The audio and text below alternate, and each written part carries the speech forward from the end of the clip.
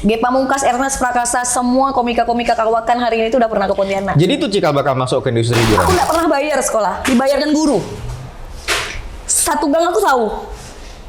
Jadi bapak aku tuh Ada tisu susah nggak? yang Ada tisu ya? pengen Tisu ya? bikin sekolah sih bang, Sekolah apa? sekolah alam. Nah, update kasusnya kemarin aku sempat jadi saksi udah di Polda, pulang dari China kemarin aku diundang ke Polda, interogasi segala Udah ada macam. pemanggilan berarti? Udah ada pemanggilan. Gali bertanya, gali bertanya. Meme yang digali bertanya. Hai Meme. Hai. Sehat Meme? Sehat? Apa kabar? Baik. Udah selesai? Ah betul. Dalam hidup Nah, aku itu- banyak yang udah selesai sih bang. Udah banyak yang selesai. Udah banyak yang selesai. Oke. Tapi kalau sekarang ditanya sehat kah? Kadang orang nggak percaya, kadang kurusan kan. Status kayaknya sakit-sakit ya kayaknya. Tapi sehat. Sehat, alhamdulillah sehat. Kayaknya banyak yang terjadi setahun belakangan ini. Iya kurang Ini dari lebih. tahun kemarin ya? Dari tahun 2023? Banyak ya, aku mulai. memang selalu menuai kontroversi kayak hidup Nah, aku. Meme ini ratu kontroversi banget ya enggak sih? Ya maksudnya yang bisa Diano di sini makasih banyak dulu udah datang ke Siap, Gali Bertanya sama-sama, ya. Gali Bertanya. Makasih banyak udah datang sini. Ini kita kebetulan di setup baru di Karja Coffee, Oke. tempatnya Topan. Dan kita ngopi tuh, ngopinya Karja. Makasih banyak. Dan ini episode yang pertama ini memang khususnya untuk Meme nih. Wah. Banyak yang bisa dikulik dari Meme, tapi sebelumnya pengen nanya langsung. Meme nih orang-orang taunya sebagai seorang komedian, orang-orang lucu, orang-orangnya MC juga. Masih nggak sih stand up comedy? Stand up comedy ya masih aku sematkan di dalam bio Instagram bahwa aku asa komedian. Nggak pengen buat show tunggal? Rencana insya Allah bulan Mei. Oh, sesuai dengan bulannya. Lagi aku susun rencana, cuman mudah-mudahan berjalan lancar. Tapi kenapa aku tadi bilang masih menganggap diri komedian? Memang aku lahirnya dari sana kan. Meskipun kadang ada komika-komika yang bilang, udah bilang stand up dah jarang, masih nganggap dirinya komik, nggak apa-apa. Oh iya betul. Nggak apa. Tapi dia memang mulai dari situ kan? Iya, semua bermula dari sana. Meme ikut stand up open mic pertama di Ada tahun beliau. 2011. Saya MC-nya dan dia datang. Ini lucu sih ya. On the spot ya. Iya kan? On the spot. ya. Dia datang pakai hak heel tinggi gitu nih. Ini lucu sih, tampilan dia waktu itu tuh kan. Masih ada nggak sih video-video yang apa ya? Masih. Kayak dia datang dan dia nggak tahu stand up comedy itu apa. Meme datang ke situ karena dibilang ada apa tuh ceritanya? Ada, jadi aku di jalan, kawan aku nelpon, sini lah ke Digulis ya waktu itu. Iya ditulis. Ada stand up comedy. Aku datang lah. Aku tuh penggemar berat Benjamin. Oke, Meme Sueb. Oh serius? Jadi bapak aku tuh suka dengar lagunya, mama aku suka nonton filmnya. Jadi lumayan kami sekeluarga tuh lumayan mengemari Benjamin lah. Kukira itu stand yang jual barang-barang komedi. stand pameran. Jadi aku akan hunting lah rencana aku ke sana. Misal ada entah kaos Benjamin atau kaset vinilnya misal atau apa. Berangkatlah aku ke sana. Ketika aku datang itu The Firdaus Selong nggak salah lagi nampil. Apa nih aku bilang, inilah di stand up comedy kok nggak lucu aku bilang. Oh nggak lucu deh Pir. Sorry ya, maaf ya. Kok tak lucu? Oh, waktu pas datang tuh udah langsung nengok tuh. Udah Main dulu. open mic udah berlangsung waktu Nah, itu.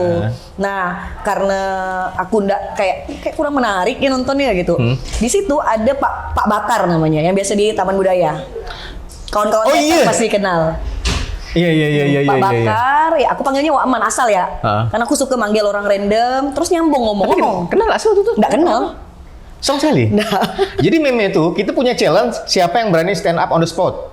Meme Ditarik waktu itu. Siapa yang narik ya? Lupa. Ipung ya? Karena meja aku tuh ribut kan, ngambil momen orang stand up, fokusnya lari ke kami. Jadi aku tuh meladen Wakman. Wakman tuh kayak lagi cerita tanahnya dijual mantan bininya, aku laden tuh seolah-olah aku kenal. Itu benar gak sih? Enggak. Merampok dia. Dia merampok, aku tambah merampok. Jadi satu meja tuh ketawa gitu. Jadi pas stand up on the spot, Meme maju ditarik, kemudian Meme itu sebenarnya bukan stand up tapi lebih tepatnya roasting waktu itu ya. Ngerosting, Roasting Wakman itu ya? storytelling. Wakman, siapapun lah gitu yang ada di situ. Aku lihat ku roasting. Jadi Dan bukan stand up. Pecah. Itu pertama dan nggak tahu stand up comedy itu apa. Enggak. Tapi setelah itu nyari tahu. Jarang tahu, karena kan akhirnya komunitas stand up comedy waktu itu ngumpulkan banyak knowledge lah, kayak misalnya dari Ramon Papana atau apapun artikel yang berisikan stand up comedy kan waktu itu, karena kita belum ada stand up Indo ada, tapi enggak yang langsung turun ke kita kan waktu itu. Jadi akhirnya ngulik-nguliknya dari sana. dari beberapa artikel kayak iya sharing. Dulu kan ada kumpul komik Iya, dulu Jumat Tawa. setiap seminggu sekali tuh tetap ada kumpul komik kan. Ada kumpul Open mic komik. di hari Jumat tuh Iya, open Jumat mic, Tawa namanya. nulis materi. Sebulan satu semester sekali ada stand up night. Stand up night. Oh iya. Ya. Kita budak-budak tuh pernah bawa siapa ya? Oh banyak. Kalau di Dia kali Pamungkas, pertama Kemal ada Palevi. Yang pertama Lukman Bayhaki, Muhadli Aco. Aco pernah. Kali Iya, pertama iya, itu ke iya, Pontianak iya. di salah satu hotel Pontianak. Kemudian G Pamungkas, Ernest Prakasa, semua komika-komika kawakan hari ini itu udah pernah ke Pontianak. Jadi tuh cikal bakal masuk ke industri hiburan Iya, menurut aku ya pertama kali. pertama kali. Sebelum itu ngapain? Biasa-biasa, aku pernah siaran radio dulu. Oh pernah. Pernah di Radio Mesra. Mesra.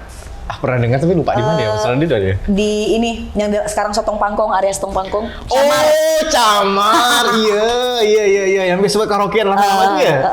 Oh, di situ. Di situ. Itu Cuma berapa lama? aku ambil program cerita horor. Aku ingat betul gaji aku 7.500 sekali siaran. 7.000 maksudnya? 7.500 sekali siaran. Satu minggu 2 kali, jadi 15.000 seminggu. 15.000 seminggu. Itu beli apa tuh? Zaman itu masih lumayan dapat bensin lah. Aman lah ya masih ya. Aman. Dan berarti sebelum masuk ke industri hiburan, sebelum jadi komik itu pernah siaran radio. Pernah, Berapa tapi lama? enggak lama. Paling enggak salah 3 sampai 4 bulan lah. Karena nyoba-nyoba sih, kayak dulu kan kalau SMA kan kita nggak ada yang, kalau zaman sekarang banyak ruang-ruang, iya bang, maksudnya anak SMA mungkin ada komunitas apa gabung. Kalau aku kan minim informasi dulu. Kalau sekarang kan ketemu yang ini, coba gabung ke komunitas apa misalnya, kita bisa gabung. Kalau dulu kan informasi terbatas, sosmed belum selebar ini kan waktu itu. Iya. Zaman itu tuh baru ada Friendster ya. Iya. Tahun segitu. Dan baru- mau pakai Friendster pun nggak semudah sekarang, kita harus ke warnet. Iya. Zaman dulu akses informasi itu kita harus ke warnet kan. Ke warnet. Dan tidak semua orang punya handphone yang smartphone kayak sekarang. Tidak. Sekarang kan semua orang udah punya kan. Rata-rata.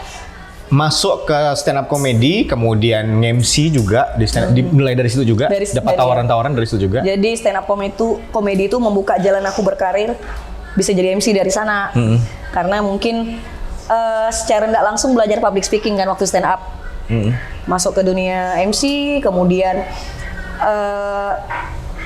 acting kayak di sitkom lokal sama Istri Abang kan. Rumah mimpi ya? Rumah Mimpi pertama kali sepanjang hari. Iya. Mengcover lagu-lagunya Kaftarnun waktu itu. Iya. Ini berarti kiprahnya tuh langsung jalan terus dari situ. Jalan langsung tuh dari stand up comedy langsung MC, kemudian belajar jadi berakting lah di beberapa film lokal. Kemudian banyak hal lah, akhirnya sampai sekarang aku rasa tuh memang terbuka dari stand up comedy. Jadi tak gitu. 2000 berapa itu? 2000 stand up. Stand up 2011-an. 2011-an. Sempat berhenti karena aku akhirnya menikah kan. Menikah 2000 berapa? 2012. Umur berapa nikah? Umur 19 tahun. 19 tahun. 19 tahun nikah. 19 tahun. 19 tahun nikah. Wow. Anak aku sekarang udah mau 12 tahun umurnya. Ya Allah, udah semua hampir tadi besar udah ini ya. Lebih tinggi anakku sekarang daripada aku. Oh iya. Waduh, keputusan berat untuk ngambil nikah di umur 19 tahun. Sebelum itu, sebelum jauh ke belakang, kita mau tanya. Kita nih taunya namanya Meme Daeng. Nama aslinya siapa sih? Mary. Mary. Makanya kawan-kawan yang kalau transfer aku kan nama asli kan, itu sekarang nggak pernah manggil aku Meme. Oh Mary gitu. Nama asli Mary? Mary. Jadi kenapa Meme itu teman, kalau SD aku masih dipanggil Mary, SMP karena lebih simpel kayaknya kawan-kawan kalau manggil Me gitu. Akhirnya Meme Daeng dapatnya di stand up malah. Siapa yang ngasih? Aku. Jadi ditarik Ipung karena Ipung kesal ya waktu itu. Orang di stand up mejaku ribut kan. Kayak heckler katanya waktu itu. Terus bilang kawan aku suruh dia naik ya biar dia melucunya di panggungnya. Aku bilang, ayo aku bilang. Nama panggungku apa Me? Bilang, tunggu loh aku bilang. Daeng, bapakku Daeng soalnya. Meme Daeng dimulai dari Digulis sebenarnya. Oh itu 2011. 2011. Oh, kita akhirnya tahu sekarang ya. Yang kita nggak tahu tuh banyak ternyata Meme Daeng. Nama Meme Daeng diambil tahun 2011 waktu stand up komedi pertama, opening pertama. Kemudian ternyata Meme pernah siaran Pernah di di Radio Mesra. Radio Mesra, dan itu bagian penyiar horor. Horor. Iya, iya. Oke, dan akhirnya main sitkom dan lain-lainnya. Apa yang paling berkesan dan selama apa yang udah project-project apa yang paling berkesan selama ini udah jalan? Semua berkesan menurut aku, tapi ternyata gitu semua hal yang aku lakukan dan itu keluar dari stand up comedy itu aku dapatnya dari sana gitu. Ternyata keberlangsungan hidup aku gitu. Itu tuh dibantu sama ruang yang sekecil stand up. Dulu kan kecil masih Bang ya. Iya. Kecil gitu ruang stand up tuh. Tapi ternyata sampai hari ini aku masih ada di Gali Bertanya dan di beberapa ruang lain itu yang bikin aku berkesan adalah relasi yang aku punya sih gitu. Ternyata apapun yang kita kerjakan tuh sebenarnya nilai akhirnya bukan duit, bukan apa gitu. Tapi gimana akhirnya ada ruang-ruang yang dulu kita nggak pernah masuk, bahkan ngelihat ya enggak, kita pernah ada di situ sekarang akhirnya. Kita kenal dengan ya katakanlah orang-orang yang barangkali dulu cuma kita bisa lihat di televisi atau kita dengar suaranya di radio. Ketemu ya. Kita ketemu, kita bisa tanya banyak hal sama mereka. Jadi menurutku sekolah paling baik itu kan pengalaman ya. Mungkin aku nggak pernah kuliah atau berhenti kuliah, tapi ternyata selama karir aku berjalan, aku kuliahnya kayaknya udah S5 sih. Banyak pelajaran-pelajaran yang aku dapat dari expertnya langsung gitu. Sorry, kalau pendidikan terakhir? Harusnya aku S1, cuman karena aku hamil. Di umur 19 tahun, tolong. Jadi, akhirnya aku lanjut UT, cuma memang aku kurang minat. Jadi, karena aku UT itu kan udah stand up, udah nge-MC pula. Kayaknya lebih menggiurkan kerja sih daripada aku kuliah. Oh, udah kenal duet. Udah kenal duet, jadi ngerasa bahwa oh ada potensi di sini. Tapi sekarang aku kuliah lagi rencana. Oh, kuliah lagi? Lagi daftar. Oh, bagus. Berarti Lagi. pendidikan penting nggak pendidikan untuk Meme? Sangat. Karena aku punya anak, pendidikan tuh salah satu yang aku upayakan dan aku usahakan semaksimal mungkin untuk Gimana anak. nge-treatment anak bahwa pendidikan itu penting? Sepenting apa pendidikan bagi Meme untuk bahkan ke treatmentnya ke anak tuh gimana? Aku carikan sekolah anak aku pun sesuai kebutuhannya. Yang dia mau. Karena aku paham anakku, aku akhirnya carikan sekolah yang memang oh ini pas dengan dia nih. Dulu gini Bang, kalau kita sekolah, aku pernah punya pengalaman kalau aku nggak bisa ngerjakan PR, aku pura-pura sakit. Ada alasan untuk bolos selalu. Gimana aku punya aku dapatkan sekolah yang aku nggak nyuruh pun anak aku akan sekolah terus gitu. Okay. Akan senang. Karena dia suka. Karena dia suka. Jadi nggak beban, bukan karena aku dia sekolah, tapi ya karena dia senang ya di sekolah gitu. Sepenting itu pendidikan. Menurut aku penting. Sangat. Anak tuh harus jadi apa Meme kalau menurut Meme? Jadi dirinya sendiri. Kalau aku. Meme nggak punya harapan anak harus jadi apa? Aku menurutku kalau aku sama anak kan hubungannya bukan kayak orang tua dan anak ya. Di bagian segan dan tidak segannya ya dia baru menganggap aku ibunya. Lebih dari itu, aku sama anakku secara berkomunikasi atau apapun kayak teman. Memang aku treatment dari kecil sekali, aku temannya dia. Selalu aku tanamkan supaya apa? Terlebih sekarang aku single parent, aku nggak mau sedikit cerita pun nggak pernah didengar di telingaku. Jadi apapun dia akan buka di aku. Bahwa pulang sekolah dia lagi kesal sama temannya, itu semua akan sampai di aku. Jadi aku treatment dia sebagai teman aku.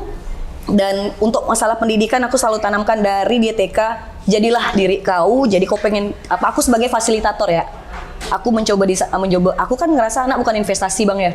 Ada beberapa ya katakanlah keluargaku yang bilang, ya lagi kerja nyaman-nyamannya tabung tuh biar jadi dokter. Aku nggak pernah berpikiran untuk ke sana sih. Jadi aku cari duit mati-matian, dia memfasilitasi dia lagi sukanya apa. Makanya kalau kita lihat di Instagram anakku main gitar, ya udah aku leskan gitar. Okay. Dan itu dia yang minta, bukan aku suruh. Okay. Dia lagi les, pengen belajar literasi, pengen belajar nulis. Coba carikan siapa yang teman aku bisa nulis, nanti aku hubungkan. Jadi aku fasilitator sih sebenarnya. Kapan sadarnya kalau ternyata pendidikan itu penting untuk anak? Untuk kita juga maksudnya? Ketika anak itu lahir, aku ngerasa bahwa aku gagal. Di umur 19 tahun akhirnya aku menikah. Ada beberapa pihak yang kecewa pasti waktu itu. Karena kan menikahnya yang bukan direncanakan gitu, you know lah gitu ya. Aku ngerasa bahwa pendidikan apapun, lingkungan yang baik segala macam itu ternyata harus dipikirkan matang-matang. Apalagi anakku akan jadi Gen Z nanti. Okay. Kayaknya akan tantangannya lebih besar lah untuk jadi orang tua di zaman dia nanti umur 17 tahun atau 18 tahun. Akhirnya aku ngerasa yang bisa mengcover itu semua adalah pendidikan dan lingkungannya. Sorry, dekat nggak sama orang tua? Aku lumayan. Kenapa lumayan? Karena Dari bapak sama bapakku ibu udah dekat nggak sama? ada. Oke. Bapakku udah meninggal. Nah, kenapa dulu kan aku tinggal di Mempawah, Bang. Kenapa Asli, oh iya, aslinya mana sih Mempawah? Aku aslinya Pontianak, cuman mantan suami orang Mempawah. Jadi pernah tinggal di Mempawah? Pernah tinggal di Mempawah. Aku balik lagi ke Pontianak karena bapakku meninggal, mamaku nggak ada teman. Oke. Dekat, lumayan dekat sama mama.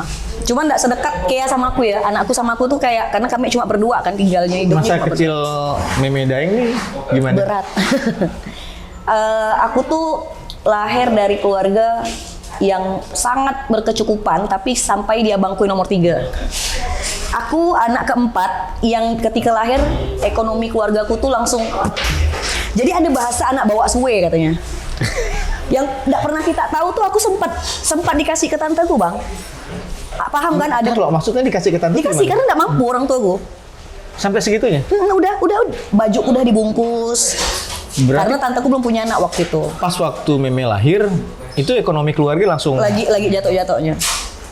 jatuh-jatuhnya utang bapakku di mana-mana. Bapakku tuh bisnis ikan di Pasar Puring. Jadi lagi jatuh-jatuhnya nggak mampu, jadi aku dikasih bayi aku tuh dikasih lah karena mama aku udah punya anak 3. Aku anak keempat. Aku dikasihkan ke tantaku. Cuma hari kedua atau hari ketiga kata bapakku nggak tega diambil lagi. Apakah aku sedih nyesal kan? Aku soalnya kayu. Aduh, Mai. Tapi nggak bisa, Me. Kan Meme udah punya anak, tahu kan pisah dengan anak itu nggak mungkin, pasti itu nggak mungkin Mama kan. aku bilang, mama aku coba mengikhlaskan daripada dia nggak makan dengan nyaman atau nggak layak pakaiannya segala macam. Cuma bapak aku tuh nggak bisa. Nah, indikasi atau indikator nggak mampu atau susahnya tuh apa? Oh susah, Bang. Mamaku, bapakku tuh pernah sampai numpang tinggal di rumah tanteku. Mama bapakku jadi pembantu di sana.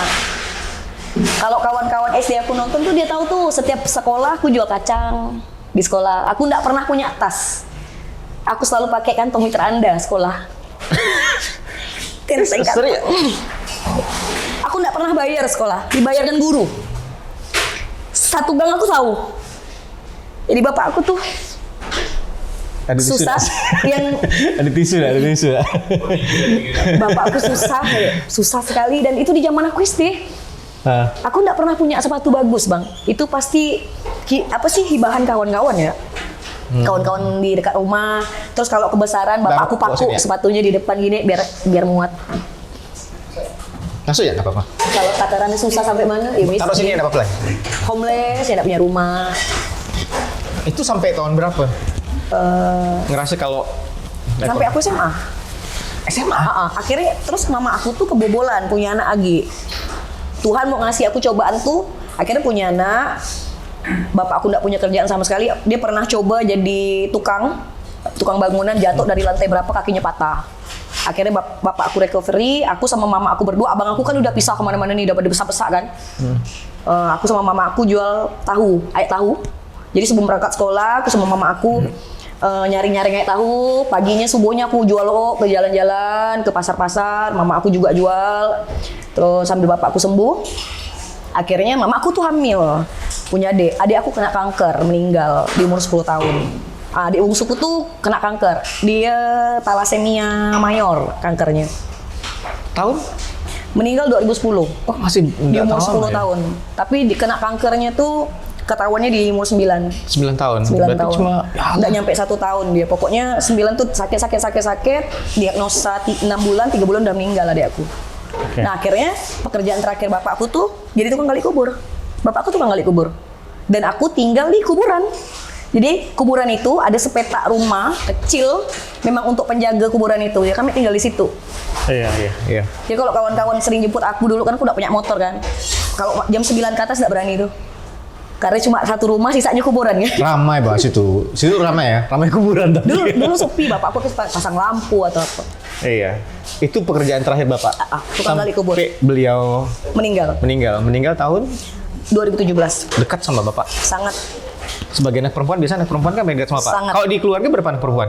2, kakakku paling tua, tapi dengan aku bedanya dia 79, aku 93. Waduh, jauh ya. Jauh sekali. Jauh. Aku punya ponakannya udah kuliah ponakanku. Sama kakak-kakak, abang itu dekat gak? Enggak terlalu dekat, tapi yang mereka karena aku beranjak dewasa mereka udah pada nikah, kayak berkeluarga. Jadi aku dekatnya malah sama ponakan-ponakan. Oke. tahun 2011 mulai masuk ke stand up comedy. Ke sebelum itu juga banyak pelajaran-pelajaran bisa diambil. Nikah di umur 19 tahun. Nggak melanjutkan kuliah tapi akan melanjutkan kuliah ya. Akan, bismillah. Pendidikan, kemudian treatment anak lebih baik dengan kuliah. Dari SD sampai SMA dapat banyak sekali hal-hal yang Banyak. menurut kita tuh kayak nggak masuk akal ya. Ternyata kalau dibandingkan emang nggak boleh bandingkan beban hidup orang lain ya, karena setiap orang kan beda-beda ya, cara Pasti. nanggungnya beda-beda. Apa yang bisa diambil dari hidup Meme? Sampai titik itu tuh. Sampai di titik SMA sampai 2011 kemudian tiba-tiba pop berubah. Apa yang bisa diambil dari itu? Apa yang bisa kita pelajari lah? Apa pesan moral yang bisa didapat? kalau aku kalau kita nganga masih keluar udara di sini-sini, selagi kita hidup jalan ya, hidup ya sih. Kalau kita masih ngerasa kita hidup sehat, hidup tetaplah hidup. Mau kita makannya cuma nasi dengan garam misalnya. Sekarang kan banyak keluhan-keluhan kayak hidupnya paling susah segala macam. Pernah nggak sih kepikiran kayak kan kok yang generasi sekarang tiba-tiba ada yang pengen pengen mengakhiri apa gitu. Kalau aku nggak pernah Nggak sama pernah ya? sekali. Kuat sekali ya udah. Sampai di titik ini aku nggak pernah kepikiran untuk Dengan berbagai macam cobaan yang nggak datang satu demi satu tuh. Nggak pernah. Bahkan setelah karir bagus tiba-tiba rumah tangga harus nggak pernah aku ngerasa. Cuman kan di baliknya pasti ada air mata yang jatuh, ada malam-malam yang bikin aku jadi orang gila misalnya. gimana caranya bisa bangun lagi? Banyak hal aku ngerasa setiap aku jatuh tuh aku ngerasa semua lewat kok karena gitu. Pasti lewat? Pasti. Karena aku ngerasa dulu aku nggak pernah punya tas loh sekolah. Sekarang aku bisa belikan anakku tas. Mungkin bilang kalau dulu gelap suatu saat akan terang, itu terus ya aku ingat. Oke, hari ini lagi gelap nih gitu. Mungkin 3 bulan lagi atau setahun lagi enggak apa-apa nunggu ya lah. Sambil itu masih gelap, aku cari terang-terang yang lain. Biasanya kayak gitu. Jatuh sih sering banget. Misal lagi jatuh dalam hal apapun, perempuan kan aku. Sekecil apapun masalahnya, mungkin air matanya keluar tetap. Tapi aku enggak yang berlarut-larut. Pasti aku akan ngalihkan air mataku untuk aku cari di mana nih ya titik-titik yang kayaknya aku biarkan ini dulu. Bukan berarti aku ndak urus ya gitu. Tapi paling ndak gitu.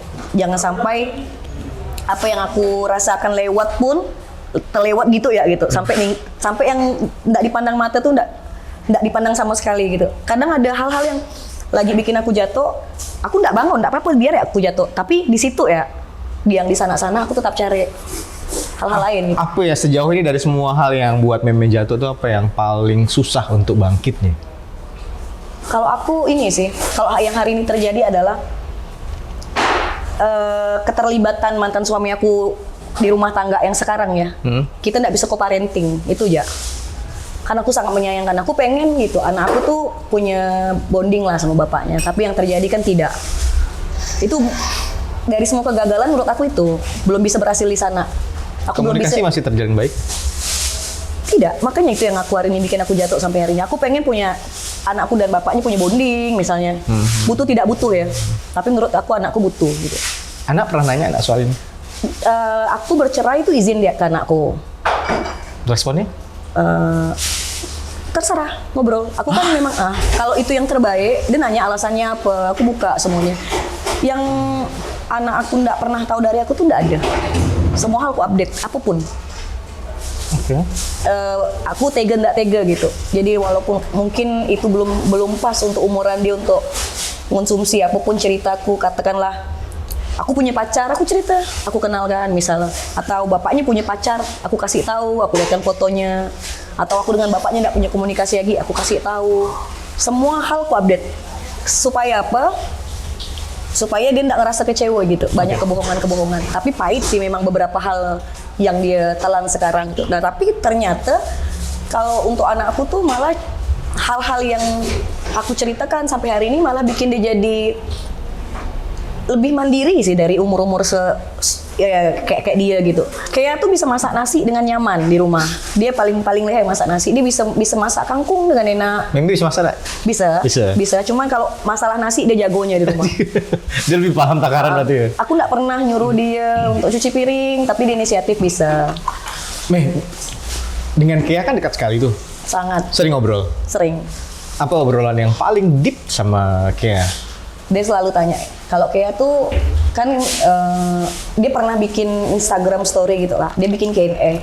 Kawan sekolahnya nanya, apa sih hal yang bikin kau paling menyenangkan hati kau lah, kata kawannya. dijawab pakai bahasa Inggris waktu itu. Ketika ibu aku landing dengan cepat di rumah, karena ibu aku kan suka bacakan dia buku tuh bang. Karena aku senang dengar suara ibu aku sebelum tidur. Jadi memang waktu kan aku kan kekurangan waktu tuh untuk selalu ada di samping dia terus gitu. Kalau ada momennya, kadang cerita-ceritanya kayak dia selalu ngasih tahu, ibu kalau misalnya pengen nikah lah. Karena ibu kayak enggak pengen ibu kesepian. Tahu dibilang berat enggak bu? Seberapa berat hari ini? Dia selalu nanya hal-hal kayak gitu sih.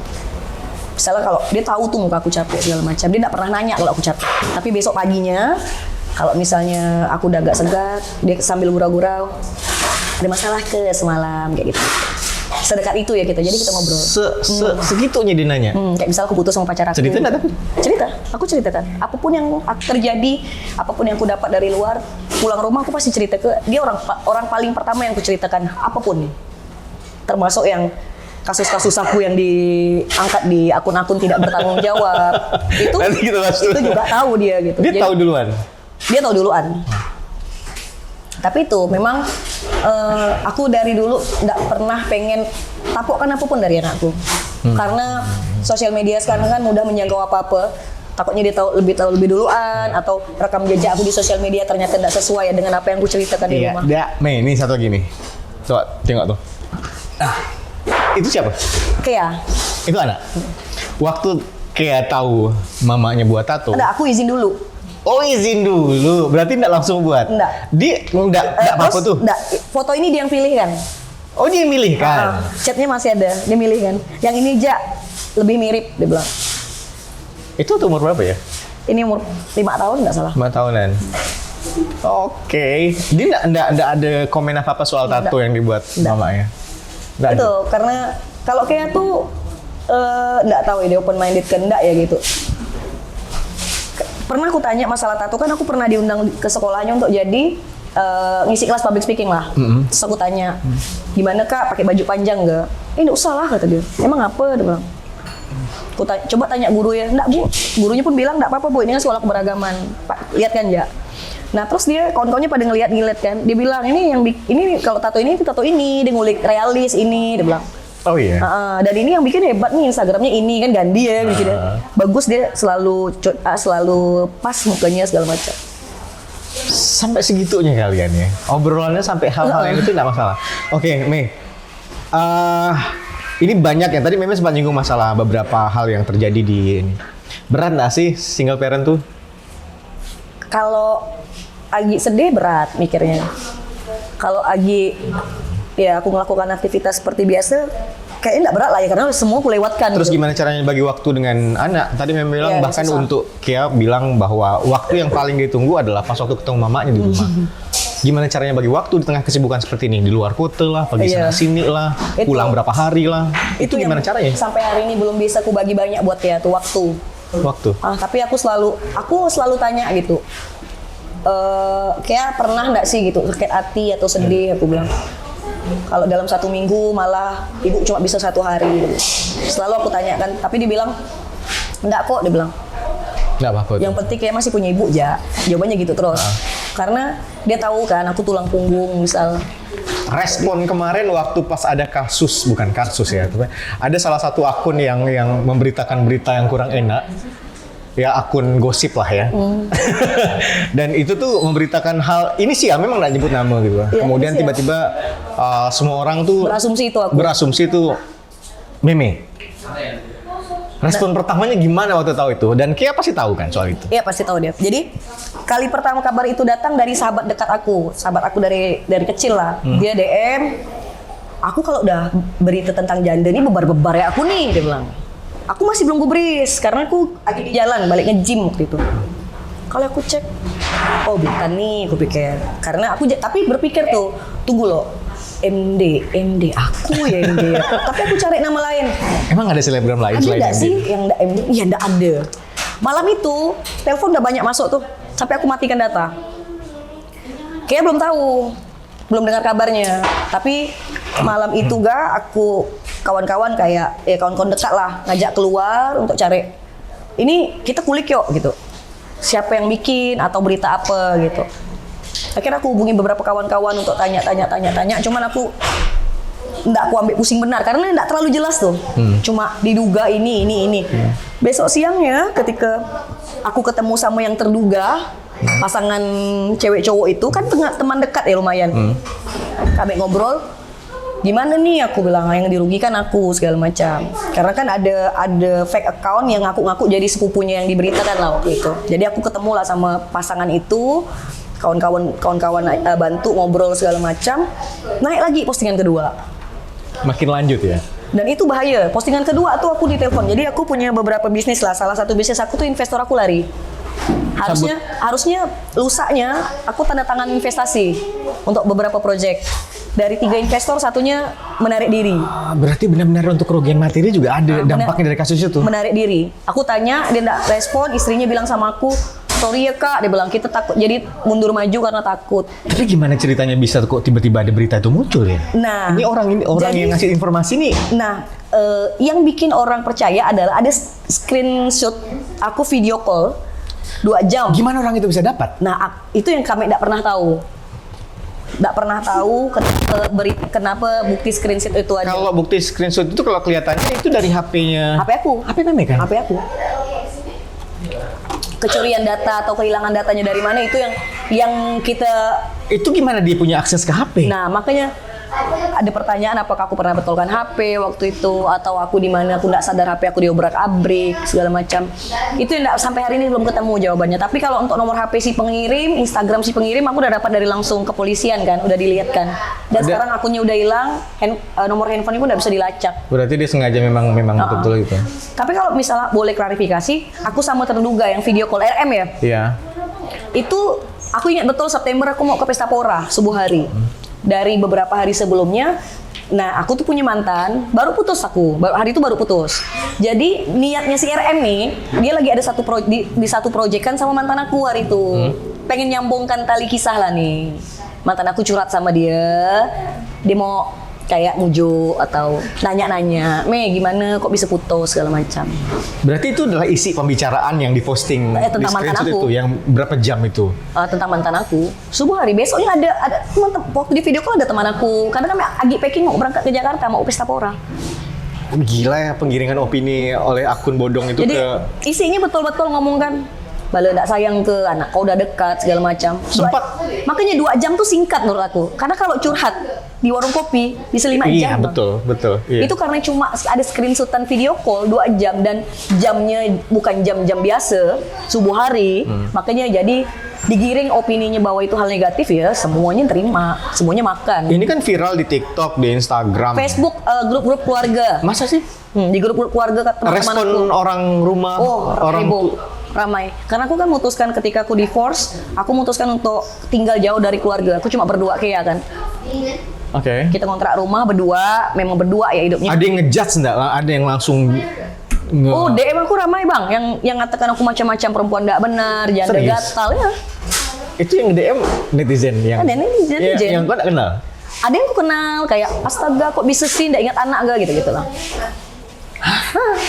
Dan anak aku dapat kabarnya malah dari temannya. Temannya yang tahu terus. Kayak mama mau viral. Aku tuh pengen ada waktu ngobrol, aku mau kasih tahu. Cuman karena kemarin kita ada konsultasi ke pengacara segala macam, aku urus itu dulu. Nah lagi ramai tuh ada kawan-kawan malam itu lagi ketemu sama pengacara segala macam. Pas konsultasi anakku telepon, Bu, ibu viral gak? Itu aku bilang, duh mamanya kan artis, tapi mata aku udah penuh dah tuh. Akhirnya balik tuh pengacara aku kasih satu berkas tentang UU ITE lah. Aku jelaskan ke Kea, aku jelaskan kronologinya seperti apa, siapa yang diduga ini, orangnya seperti apa, itu kawannya siapa. Terus aku bilang, ini pelajaran juga buat kakak. Aku bilang kalau main sosial media, hati-hati nih UU ITE nanti bisa jerat kakak kayak gini. Jadi akhirnya yang terjadi adalah dia support aku tetap, tapi dia pelajari UU ITE akhirnya. Ada hal baiknya juga. Fokus dia berpindah. Karena aku liburkan seminggu kan di sekolah. Ketika kabar itu kemana-mana, kakak, aku jelaskan kakak usah sekolah dulu. Aku bilang takutnya nanti ada hal-hal yang kakak pengen dengar, tapi kakak dengar. Aku bilang kita coba buktikan pelan-pelan ya. Aku bilang, ayolah, enggak apa-apa. Dia bilang. Dan itu berhasil untuk menenangkan situasi. Berhasil. Jadi aku update tapi. Sempat buat klarifikasi di sosial media kan, tapi kan? Bukan itu bentuknya sebenarnya bukan klarifikasi, itu pertanyaan sebenarnya. Karena aku sempat hilang 1 hari, itu bukan karena aku takut, bukan karena aku kebingungan atau apa, aku nggak mau blunder. Kalau aku meresponnya dengan hal yang sama, aku marah-marah atau apa, sementara di situ cuma inisial. Lalu apa kapasitas aku? Nggak ada namaku tertera. Betul ya. Jadi kan bisa blunder. Kok kau ini sih merasa sih kan bukan buat kau, bisa jadi itu yang dikeluarkan dari akun itu. Jadi aku agak lebih hati-hati, aku konsultasi ke pengacara segala macam enaknya gimana gitu. Akhirnya karena beritanya udah kemana-mana di TikTok tuh ramai sekali yang DM akun TikTok aku. Karena aku suka nge-gym, akhirnya nge-gym pun salah, semua hal yang aku lakukan salah. Oh pantas sekarang gini, oh pantas sekarang kayak gitu. Apapun yang aku kerjakan jadi salah. Dan aku menyayangkan sih kayak selama aku berkarir dari 2011, perasaan aku hal-hal negatif kayak gini belum pernah datang. Ini Paling viral aku play sama bocil COD kan. Iya. Itu yang paling viral. Ya, sama yang di bioskop? Itu bocil COD tuh. Oh iya, bocil. Iya. Tapi kan ada nilai edukasinya masih Ini gitu. viral se-Indonesia ya waktu itu ya. Buat Bocil. kawan-kawan tahu. Belum pernah viral jelek menurut aku. Terus aku pernah main-main ke waktu PPKM, aku cuma main-main live di gerobak orang. Akhirnya se-Indonesia viralnya jajak online waktu itu. Belum ada hal-hal jelek gitu viral dari Instagram aku tuh. Tapi itu gitu bukan aku yang viral kan, dan itu tuh belum dia bisa kasih bukti yang valid. Foto atau apa yuk kalau misalnya aku berselingkuh misalnya. Kan ada kata-kata yang DM. Wajar sih karena laki-lakinya PK. Aku cuma bilang, oke, laki-lakinya PK. Misal, tapi aku kan nggak murah, aku bilang. Dan aku tuh kemana ke pun aku jalan gitu, orang tuh ngelihat aku dan kenal Pak gitu. Masa sih gitu ada kita nggak pernah punya bukti kalau aku misalnya jalan berdua, sekali pun nggak pernah malah. Jadi memang baik pun ya, memang baik pun ngomong kan mantanku waktu itu. Dan ketika kasus itu kemana-mana kan, yang bantu ngurus kan salah satu mantan aku gak kan yang ngajak ketemu segala macam. Kita heboh tuh sampai teman-teman aku bikin grup khusus untuk nyari tahu seperti apa sih kasus ini bergulir gitu. Terus tindak lanjut dari kasus itu gimana? Nah, apakah ada permintaan maaf secara langsung, nggak pertemuan ada. Yang secara aku sayangkan personal itu dengan... nggak ada, sama sekali nggak ada. Jadi nggak ada bertemu dengan adminnya akun nggak ada. itu? Aku menyayangkan karena gini, kan kita nggak pernah tahu nanti siapa lagi yang tersandung kayak aku gitu. Dan aku ngerasa mental orang beda-beda nih gitu. Aku kalau ditanya mental aku kemarin kayak mana, orang kau lah, karena aku bingung merespon kan. Telinga yang kanan dari keluarga semua, benar nggak kau nih? Karena aku janda gitu, tinggal sendiri, selalu balik kadang lebih malam dari perempuan-perempuan lain. Misal karena aku harus berangkat ke Sambas atau kemana gitu. Sebelah kiri telingaku, ya kawan-kawan anak aku segala macam pasti ada pertanyaan, Mama Kia nih apa sih dengan badan aku yang bertato segala macam. Image-image itu kan pasti melekat kan. Sekitaran Instagram aku, TikTok aku nggak berani buka sosmed hari itu Bang. Stres aku. Dan aku nggak bisa ngapa-ngapa karena kalau aku respon aku blunder, kalau nggak respon asumsi bergulir terus, liar dia. Dan nggak ada pertanggungjawaban dari aku? Nggak ada. Akhirnya aku konsultasi sama pengacara. Aku nggak akan klarifikasi, aku bilang. Tapi boleh nggak aku bikin satu postingan untuk nanya, minta klarifikasi malah. Maka ketika aku bikin postingan, aku bilang ada yang gosip kan, terus aku nggak tahu kebenarannya itu buat aku atau bukan. Tolong diluruskan maksud aku. Terus di repost postingan aku itu dengan caption sempat diisukan, sempat mendapat berita miring dari WhatsApp dan DM Mimin, berarti kan buat aku. Inilah dia klarifikasi Meme Daeng. Secara nggak langsung sebenarnya akun itu mengakui bahwa postingan itu untuk Meme. Karena kemudian di repost di Instagram Story pun captionnya gini, baik, terima kasih Kak sudah klarifikasi, untuk bukti-bukti chatnya silakan DM ya. Kayak dibuat bisnis tuh gini-gini nih. Dia nggak tahu mental aku, kerugian aku, seperti apa aku meliburkan anakku sekolah 1 minggu. Banyak lah yang aku taruhkan gitu, hanya karena berita yang belum tentu kebenarannya gitu. Akhirnya ngerasa bahwa efek samping dari viral itu nggak semuanya baik ya. Budi Pekerti benar tuh aku. Iya, teman-teman kalau belum nonton Budi Pekerti lah ya. Nonton Budi Pekerti itu film yang sangat mencerminkan apa yang Meme rasakan itu terjadi. Dan ternyata beberapa hal ada yang dibiarkan ya udahlah mengalir biasa. Berharap bahwa ini bisa selesai dengan sendiri. Tapi tindak lanjut dari ini kan sempat katanya mau somasi dari salah satu akun yang disebut namanya. Coba konsultasi sama pengacara aku, kata pengacara aku nggak kuat kalau untuk lapor karena kan memang cuma tersebut inisial kan, susah itu. Nah tapi ternyata dari salah satu ada satu yang bukan aku tapi bukan Iya. aku yang lapor. Jadi di dalam berita itu ada satu lembaga yang disebutkan tanpa disensor. Akhirnya alhamdulillah lembaga itu yang ngambil tindakan. Nah, update kasusnya kemarin aku sempat jadi saksi udah di Polda, pulang dari China kemarin aku diundang ke Polda, interogasi segala Udah ada macam. pemanggilan berarti? Udah ada pemanggilan. Udah berapa puluh persen lah. Karena UU ITE itu kan karet, Bang. Betul sih. Capek-capek pun kita ngurus, kalau misalnya tersangka minta maaf sebenarnya selesai sih masalah. Nah, aku sih sebenarnya dari kerugian kemarin berpikir kalau memang ada kuat ya gitu, ternyata berita itu buat aku malah pengennya perdata karena ada kerugian kan. Tapi lihat nantilah, kemarin sih udah 2 kali ke Polda sih.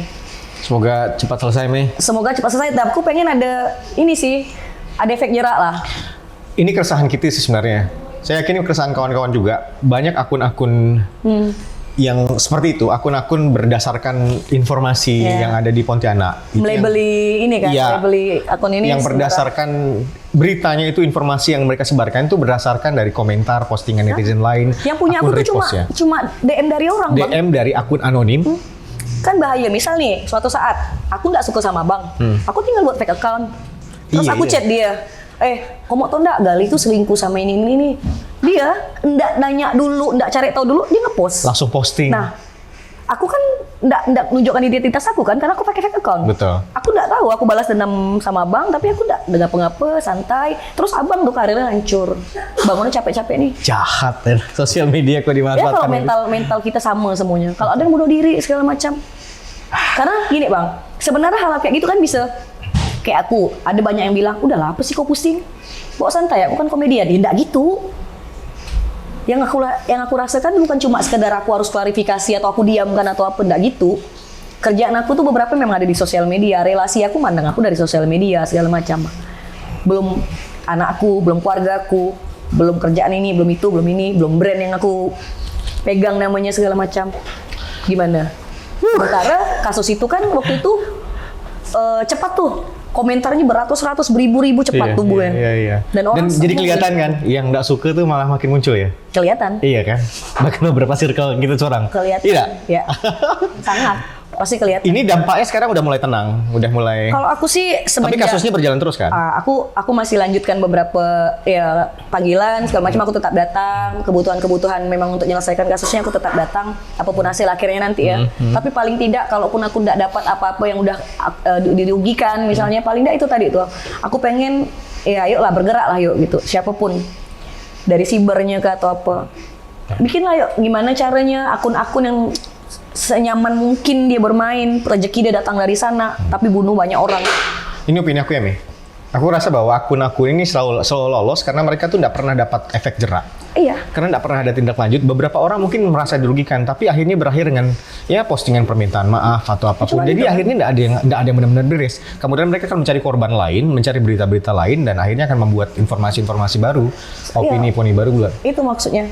Karena itu nggak ada efek jerak tadi, sehingga bukan malah matikan satu akun itu. Akhirnya kan kita ngerasa, kenapa sih harus ada akun ini? Dengan kayak gini nih, akan lahir terus akun-akun kayak gitu. Iya. Karena mereka tahu potensi ekonomi itu ada. Ada. Dari Sekarang berita-berita. siapapun bisa jadi selebgram, Bang. Asli. Siapapun bisa dapat endorsement sekarang. Asli. Ini benar sih ya. Iya kan? Ini hal mudah-mudahan ya, masalah kayak gini nggak terulang, nggak ada korban-korban lagi kayak meme dan lain-lainnya. Karena aku juga pernah ngerasa dibilang MC tolol banyak omong. Memang nggak disebutkan inisial, tapi rata-rata kayaknya semua orang tahu itu aku. Dan Kira-kira itu, kita berdua gitu ya? bangun tidur, ya kita berdua lah. Kita berdua habis Di MC konser bangun ya? pagi-pagi, kok cuma aku yang kena gitu, dia enggak kan. Rupanya ini kena lebih berat lagi dari aku. Dan mudah-mudahan ini jadi ini ya hal yang jadi apa ya, kayak trigger untuk akun-akun ini harus lebih selektif lagi ngasih Enggak cari juga informasi. sih sebenarnya kalau aku lihat. Kayaknya sih enggak, memang enggak kan. Tapi mudah-mudahan ada efek jerak. Kalau ada efek jerak, Sebenarnya yang harus pintar sih netizen sih. enggak, itu enggak ya. Bisa nih, netizen kita terlalu banyak. Berarti Netizen enggak. kita terlalu banyak. Netizen dan akun itu masih akan tetap lahir terus kayak Kita bisa gitu. ngelihat netizen yang asal itu penyakit ya, aku lihat ya. Netizen yang asal komen dimanapun. Pasti ada. Ada setiap informasi apapun, Pasti informasi ada. kasus yang viral. Kasus kayak Dewi Sandra dan Sandra Dewi ya. Sandra Dewi yang diserang di komen kan. Kita nggak tahu, mereka itu nggak bisa tahu. Mereka itu nyerang apapun yang mereka mau serang. Jadi itu itu- penyakit itu. dari apa dua sisi mata uang ya, sosial media terlebih Instagram sekarang. Harus hati-hati sih, terlebih kita punya anak dan anak kita sekarang harus berhadapan dengan sosial media. Netizen tuh banyak nggak sadar bahwa ketika mereka tuh bisa ngebunuh orang, ngebunuh karir. Kita ngebunuh orang tuh hanya lewat komentar ya. Pakai jari sekarang. Pakai jari. Nggak pakai pisau. Dan rasa bersalahnya tuh nggak terlalu banyak. Nonton Budi Pekerti lah, ya kita tahu ya gimana rasanya. Siapa saja bisa jadi korban soalnya sosial media. Oke, tapi mudah-mudahan ya kasus ini cepat selesai. Mudah-mudahan efek jerak dan ada pembelajaran untuk akun-akun gosip yang banyak di sini nih di Pontianak. Cari informasi yang lebih valid lagi. Harus. Kita yang lain ya, bahkan kita yang kerja di media diawasi oleh Dewan Pers, ada komisi penyiaran yang ngawasi ya.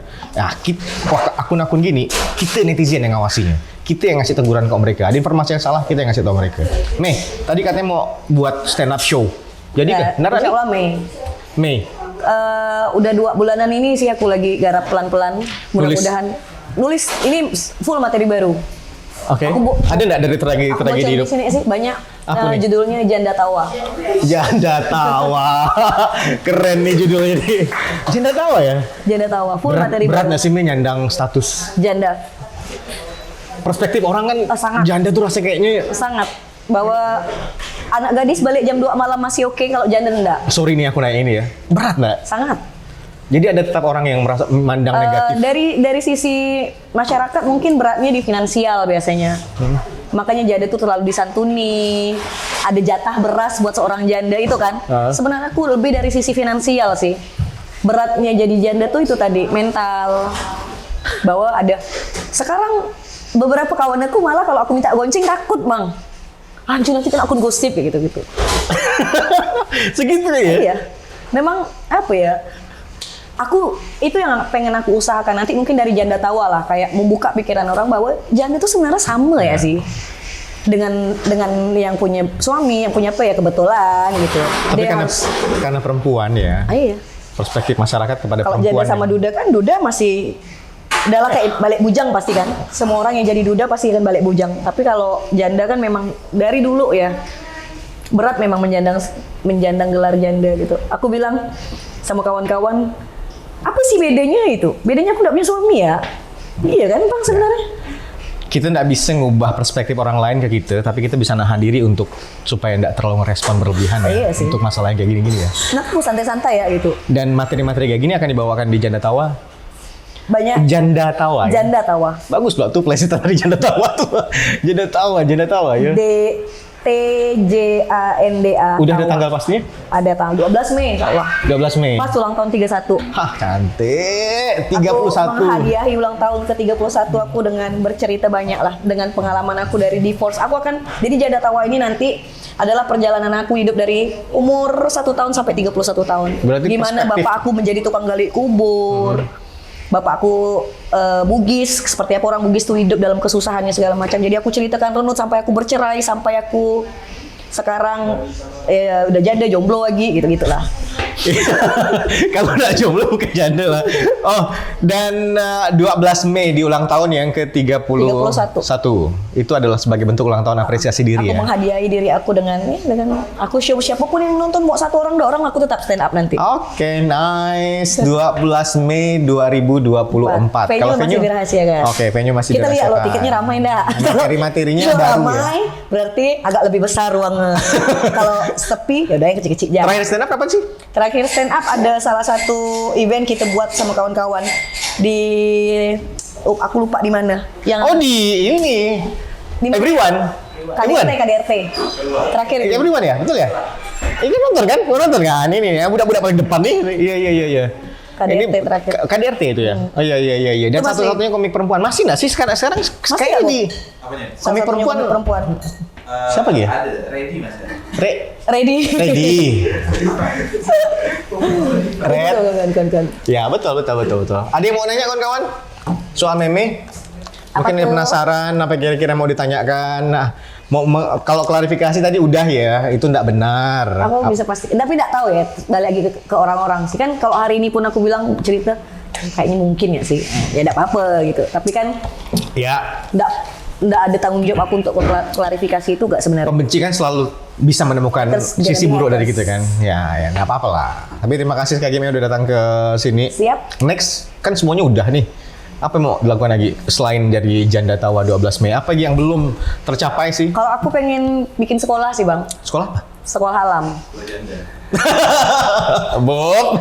Berat tuh kalau sekolah janda, belum bisa jadi guru. Enggak pengen gitu apa kolaborasi dengan yang janda-janda lain apa gitu ngasih Kemarin edukasi aku apa? sempat punya ide. Aku pernah lihat kau datang ke Iya, itu. ke Peka namanya. Iya, itu Nah, apa? Peka itu adalah kayak satu komunitas tapi ada legal standing di lembaga. Peka tuh perempuan kepala keluarga. Tidak hanya janda di dalamnya. Ada perempuan yang masih gadis tapi harus jadi kepala keluarga karena bapaknya lumpuh, mamanya udah meninggal. Jadi kumpul di satu komunitas namanya Peka, perempuan kepala keluarga. Udah dibangun ekonominya sendiri. Dia gabung sama-sama untuk menyelesaikan. Misalnya di kampung-kampung ada yang ditinggal suaminya dalam status perceraian yang masih ada, dia bingung mau menyelesaikan administrasinya kayak gimana, dibantu tuh sama komunitasnya. Ada paralegalnya, ada pelatihannya. Yang nggak bisa baca dibukakan kelas baca. Oke. Peka namanya. Jadi kalau kawan-kawan mau berhadapan sama aku, oh banyak bang di belakang aku.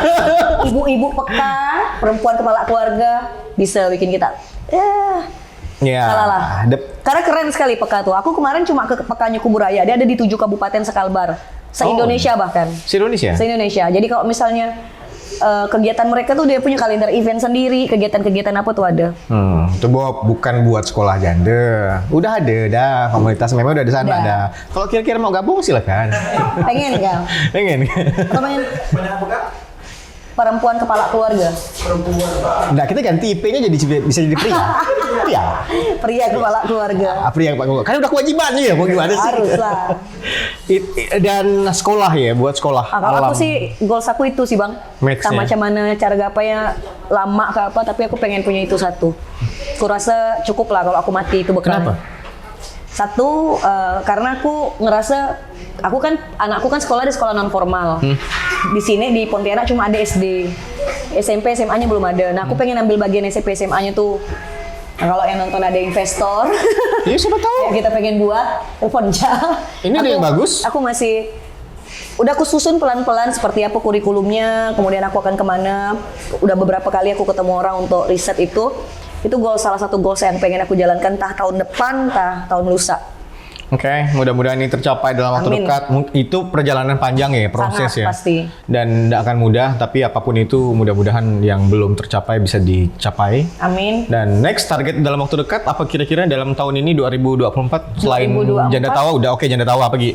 Mau ngapain lagi sih? Apa Gi? Kan karya sitkom gitu masih nggak sih? Enggak. Enggak gitu ya? Enggak. Aku Padahal udah sempat booming sekali ya? khususnya ya. Iya kan? Dulu sempat booming Khusus sekali. 2024 sih. Aku pengen hanya 2024. Sebelumnya aku selalu berekspektasi. Aku pengen jalan tanpa ekspektasi loh 2024. Tanpa ekspektasi. Tanpa ekspektasi.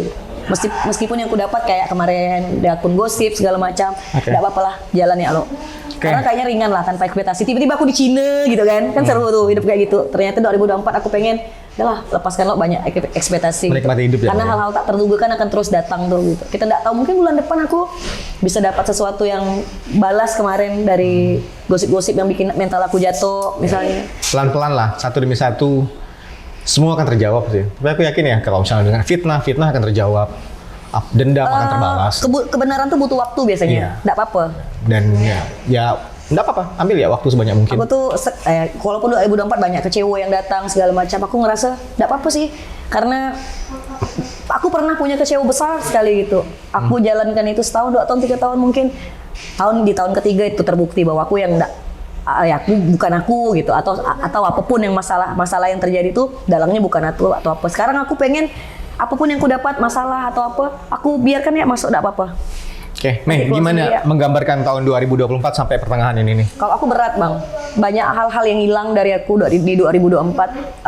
Ada hal-hal yang aku usahakan nggak maksimal, ada banyak yang kacau sih kalau 2024. Aku ngerasa banyak air matanya sih kalau 2024 aku bilang.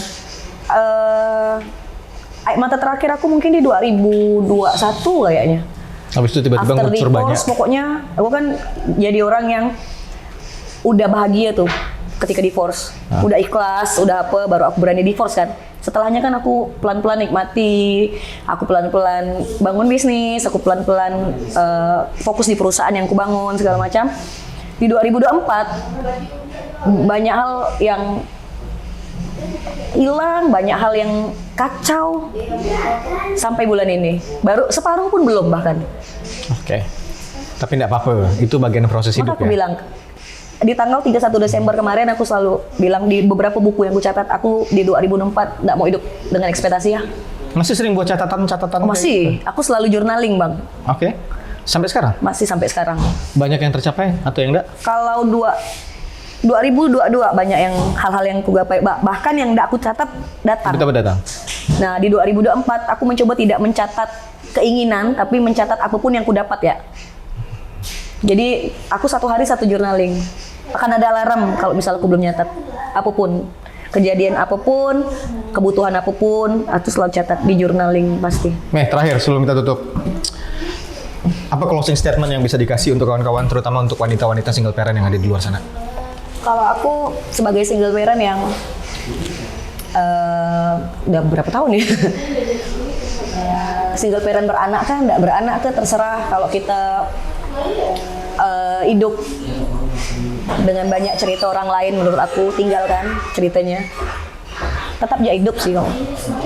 Tetap dia hidup. Tetap aja hidup. Apapun. Misalnya ya berat ya jadi pemain tunggal dalam apapun, olahraga apapun berat akan jadi pemain tunggal. Bahkan kadang ketika kita punya banyak cerita tapi tidak punya telinga sama sekali untuk kita jadikan pendengar dalam hidup kita, akan ada malam-malam sepi yang pasti nyakitkan hati kita, kayak aduh aku nih pengen cerita kok tidak ada sih yang dengarkan karena kita tidak punya pasangan.